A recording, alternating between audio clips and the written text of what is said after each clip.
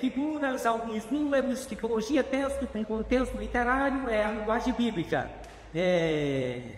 Nos 66 livros da Bíblia, a palavra de Deus é plena. Vamos lá. Números com uma palavra de Deus, né? Com uma ideia de governo, esses são que os números nos traz. Esses números especificados na Bíblia. A ideia de Deus. É claro que a gente não consegue explicar o porquê que Deus fez isso, né? Tem um grande porquê. Eu acho que tem coisas que nós vamos entender lá em cima. Tem coisas que nós vamos só entender lá em cima. Alguns mistérios que vai ser desvendado. O Espírito de Cristo não vai nos traçar aqui. E tem coisas que nós somos curiosos, sim ou não? E é normal, Deus quer que sejamos curiosos, viu? Em relação a Ele. Ter curiosidade sobre detalhes da Bíblia é algo que Deus quer que você tenha. É muito bom um filho ter curiosidade para entender o pai. Um filho que ama de verdade o pai, se chamar ele para discursar ou falar o que é que o pai dele representa para ele, porque ele o admira, ele entende os detalhes. Deus quer que nós tenhamos isso, e nós temos muito nessa curiosidade. Por exemplo, os discípulos tiveram curiosidade, e antes de Jesus na sua ascensão perguntaram quando é que Deus restauraria Israel. Aí Jesus disse, não compete vocês a saber as coisas que Deus pelo seu próprio tempo, o seu próprio propósito determinou. Não vem você saber. Então tem algumas curiosidades que não mas é muito bom ter curiosidade para saber. Então a totalidade que representa esses números a gente sabe em partes, mas na sua totalidade nós não sabemos. Eu tenho as minhas ideias, só que as minhas ideias pode até ter um embasamento teológico, mas eu tenho que ficar para mim porque é muito complicado assim de explicar e até mesmo, então para entender. A responsabilidade de ensinar a Bíblia é grande. A Bíblia nos proíbe de diminuir e nos proíbe de quê? De acrescentar. Então, um pregador que tem compromisso com o céu e que com a verdade de Deus, ele tem que ter um pé atrás. Por exemplo, existem bacharéis em teologias, homens profundos, que ninguém também pode condenar por um ponto de vista diferente um do outro. Tem coisas que é irrelevante, não dá para. Então, tem uns que têm uma visão diferente, mas eles têm tanta responsabilidade que eles não dão afirmação, eles dão parecer. Então, é muito bom ter responsabilidade com a Bíblia. Então, vamos lá. Números como a palavra de Deus. Uma ideia de governo, de purificação, de conclusão. Essas são as ideias de alguns números da simbologia bíblica. Temos o número 3, número 7, número 12 e número 40. Então dá para se... digamos que eu entenda e veja e faça para você uma boa interpretação a respeito disso. Mas é tão profundo que Deus pode usar, mas não se contar dentro. Aí, mas trazendo uma visão mais ampla do que representa esses números. E vocês que conhecem um pouco dessa escritura vão viajar agora nesses números. Vamos lá, o número 3 representa a plenitude divina. No terceiro dia, Jesus o quê? Vamos lá em Coríntios, 1 Coríntios, capítulo 15, verso 4. Por favor.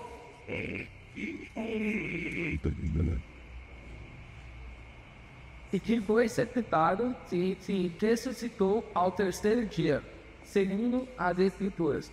Segundo as Escrituras, Jesus ressuscitou ao terceiro dia. Né? Ele passou 3 dias do seio da terra, no terceiro dia já ele ressuscitou. Ele passou 3 dias no ventre. Aliás, tem uma simbologia bíblica que mostra que assim como Jonas passou 3 dias no ventre de grande peixe, diz que é baleia. Outras traduções que dizem que é o grande peixe é baleia, né? Isso. Então, passou, assim como Jonas passou 3 dias no peixe, e volta que o filho do homem também ele passou esses 3 dias, né, no seio da terra. esse número 3 mostra que aí no terceiro dia ele ressuscitou. Então, nos traz uma ideia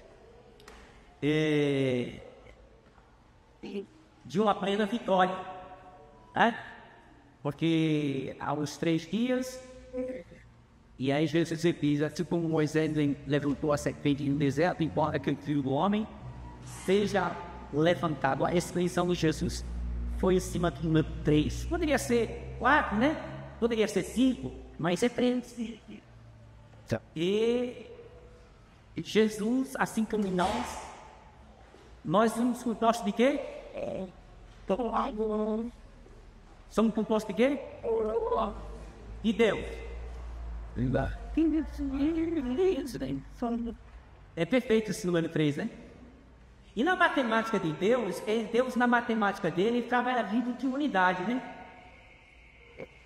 Assim como Jesus ele diz, assim como eu e o Pai sendo um só, Paulo usa muita linguagem de que a igreja esteja na mesma unidade. É como se fosse um só corpo. Já no matrimônio, a linguagem de Deus continua dizendo que o homem e a mulher é um só corpo. Então, Deus trabalha muito nesse negócio de vários números ser conclusivo em um. Mostra 8.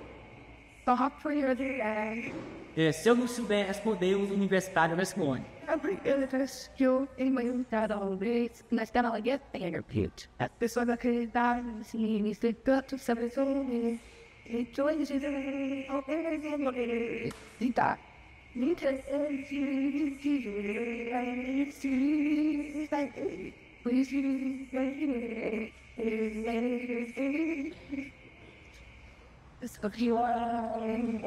Isso está seu rio e quem? Vamos honrar ele. A única coisa que eu posso dizer é que Jesus ressuscitou dentre os mortos e hoje está sentado ao trono de Deus, né? Número 7. Número 7. Número 7. Representa a perfeição de quê? Foi perfeito? Porque tudo o que Deus fazia, em 6 dias ele concluiu toda a sua obra da criação, sim ou não? E todo dia que ele concluía uma das suas obras em relação ao nosso mundo físico, ele dizia o quê? Isso é muito bom, né? Ele viu que era bom, não viu? Mas o 7 foi perfeito. Acho que perfeito é melhor que bom, não é? Sim. Ok, existe bom, ótimo, né? Então, perfeito. Vamos lá? Gênesis capítulo de número 2, verso 2, 3. E bem Deus acabava o dia 7 na sua obra, que tinha feito, descansou no sério daquele toda a sua obra que tinha feito. E abençoou Deus no dia 7 de Deus, santificou, porque nele descansou daquilo da sua obra, que Deus viará te dizer. Que ara e quiser. Então, veja só. Foi perfeito? A obra que Deus fez? Perfeitíssimo. Nós é tão perfeito que nós sabemos que lá é melhor que aqui no céu. Mas quem é que quer ir morrer hoje no céu, não? Por que a gente não quer ir? Porque o que ele fez aqui também é feito, essa vida é gostosa, não é? O próprio apóstolo Paulo, ele disse que desejava partir para o Senhor. Mas por causa da sua obra, dos seus escolhidos, ele preferia ficar mais um pouco fazendo a missão. É gostoso viver aqui. Agora é gostoso viver aqui liberto. Em paz com Deus. Em paz consigo mesmo. Em paz com o próximo. E é impossível, irmão, você... A paz plena, o que seria a paz plena? A paz plena é você ter paz com Deus. Maravilha, não é? Ter paz com Deus. paz com o próximo. E tem gente que não tem paz nem consigo mesmo. Tá bagunçado, não tá? Então, a plena paz é você estar em paz com Deus, paz com o próximo e paz consigo mesmo. Se você conseguir, que é difícil, irmão, mas é possível, você ter paz com Deus, paz com o próximo e paz com você mesmo, a consciência tranquila, a consciência em paz. Então, por isso que quanto mais você obedece à palavra de Deus, mais facilidade você tem de alcançar esses 3 tipos de paz na sua vida: paz com Deus, paz com o próximo. Por isso que não é que Deus desistiu dos 10 mandamentos. Os 10 mandamentos, eles estão aí. Quando Jesus ele resume os 10 mandamentos em 2, amar a Deus com toda a sua força, com todo o seu entendimento, de todo o seu coração, e o segundo mandamento é amar o próximo como você mesmo. E tem gente que parece que não se ama a si próprio. Porque quem se ama se valoriza. Esse negócio de você ficar se humilhando, se rebaixando. Se você quiser se humilhar, se humilhe para Jesus. E no máximo se humilhe para a pessoa que você ofendeu. Só isso. Mas não se menospreze, não se ache pequeno. Porque se você começar a trabalhar dentro do seu interior que você não é nada, você não vai ser nada. E não é essa a ideia. Você tem que valorizar-se a si mesmo, mas se mantendo na humildade, para também não se achar, né? Querer ser superior aos outros e começar a, no salto alto, pisar e menosprezar as pessoas. Não é essa a ideia. Mas quando plenamente estamos obedecendo a palavra de Deus de forma legítima e correta, nós conseguimos alcançar a paz com Deus, a paz com o próximo, a paz com Deus mesmo. Os 3 tipos do amor: amor a Deus, amor ao próximo e amar a nós mesmos. Isso é muito bom. O diabo trabalha muito para desorganizar essas coisas, viu? Que é para deixar as pessoas feito que faz. Vamos lá? Foi lido o quê? Gênesis 2 ao 3, Apocalipse capítulo número 3, verso 12, por favor. A quem vencer, eu farei coluna do templo do meu Deus, e dele nunca sairá. Escreverei sobre ele o nome do meu Deus, o nome da cidade do meu Deus, e o nome da cidade do meu Deus, a nova Jerusalém, que desce do céu, meu Deus, e também meu moço tanto. Isto é a perfeição. Vamos para o 12. O capítulo 12, número 12, representa governo pleno, completo. Certo? O capítulo 12, a ideia que a gente tem sobre o capítulo, sobre o número 12 na Bíblia, é de um governo pleno, de um fechamento. Fecha tudo. Sabe, como aqui é uma matemática de Deus, fechou. Quando Jesus disse, não se perdeu nenhum a não ser o crime da perdição. Quando a Bíblia diz que Deus escolheu antes da fundação do mundo, há um fechamento de escolha de Deus, há um fechamento de povo, há um fechamento de que Deus ele tem um número exato. E o número exato sobre fechamento pleno de governo. Quando eu falo governo, o governo aqui é um governo de Deus, sabe? Não é governo terrestre, não. Nós estamos falando do número 12, que é um número de fechamento pleno do governo de Deus. E como é que nós podemos provar essa ideia de que o número 12 representa isso mesmo? Usando a Bíblia, usando as referências bíblicas que fecham a 14. Olha, nós temos, acho que se você entrar os versículos aqui de referência, mas você já tem que ver afiado. Nós temos 2 capítulos, texto bíblico em Apocalipse. No capítulo 7 de Apocalipse e no capítulo 14 de Apocalipse. 7 de Apocalipse e 12 de Apocalipse. Amém. Tem 12 atrás também? Só não pode ser 13. 12. Então vamos lá. Fechamento. Vocês estão rindo dele. Então, vamos lá. Capítulo 7 de Apocalipse. Quem não conhece o texto bíblico, capítulo 14 de Apocalipse. Tem duas linguagens que parecem ser a mesma.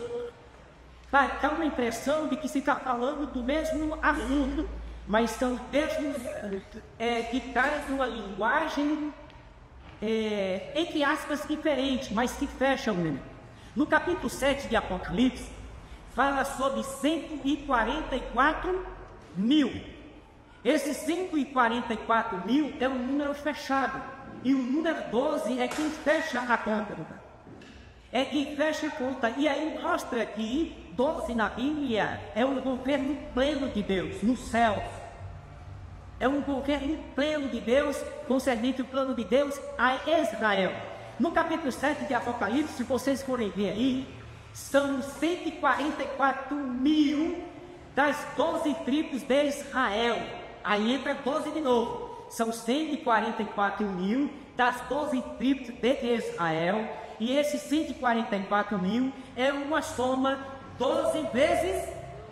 Você está na calculadora? 12 vezes 12. 12 vezes 12 dá quanto? 12 vezes 12 dá 144 mil. É um fechamento de governo de Deus, não é? Isso no capítulo 7 de Apocalipse, se você for ver, são de cada tribo de Israel, das 12 tribos, foi escolhido 12 mil. Então veja só, isso, se você for ver aí, está escrito tribos, as tribos. Aí vem Judá, vem a de Ruben, Naftali e Zebulon, as tribos de Israel, né? E por aí vai. São 12, é o número 12 fechando. Vamos lá, intitulando no 12. No capítulo 14, se vocês forem ler depois, no capítulo 14 também fala de 12, 144 mil somados. E só que é uma linguagem diferente. Ali não apresenta as 12 tribos de Israel. Ali não tem linguagem mostrando as 12 tribos de Israel. E na minha tradução bíblica fala que foi escolhido da terra. Então nós fazemos parte desse mistério, porque sabemos que a salvação veio dos judeus. A salvação veio dos judeus. Os judeus, na sua pequena interpretação bem lá atrás, eles achavam que só eles mesmos seriam os escolhidos.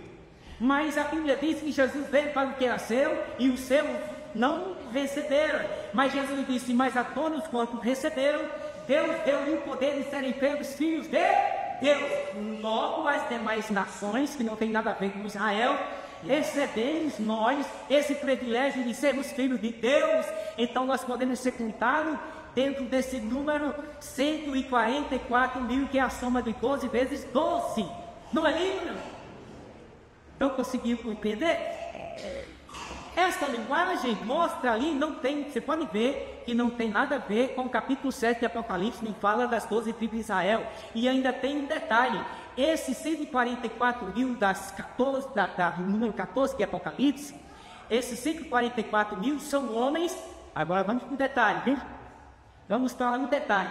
Foram homens que não foram contaminados com o silêncio. Não foram contaminados com mulheres.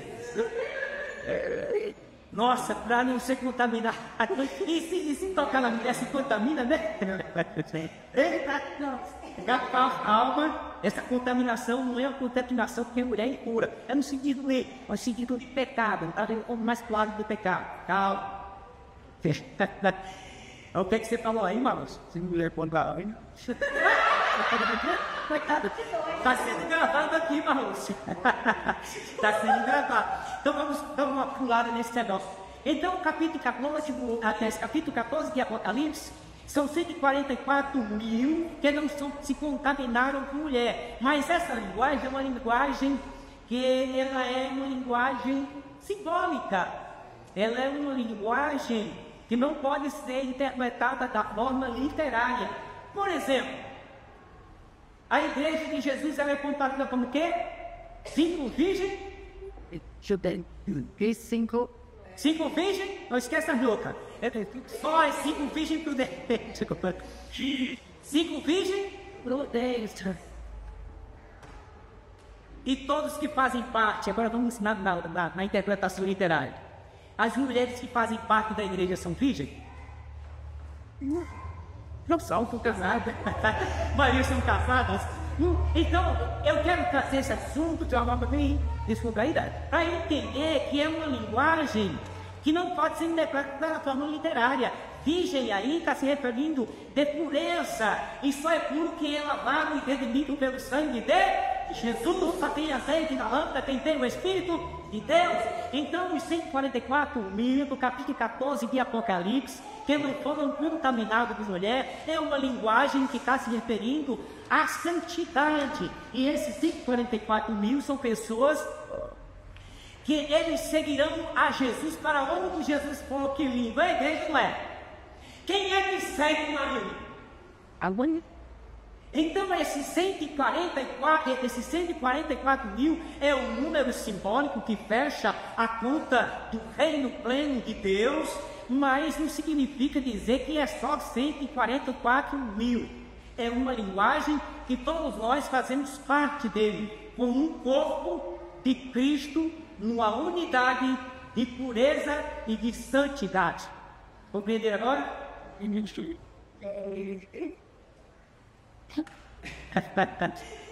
Isso é uma graça, não sei.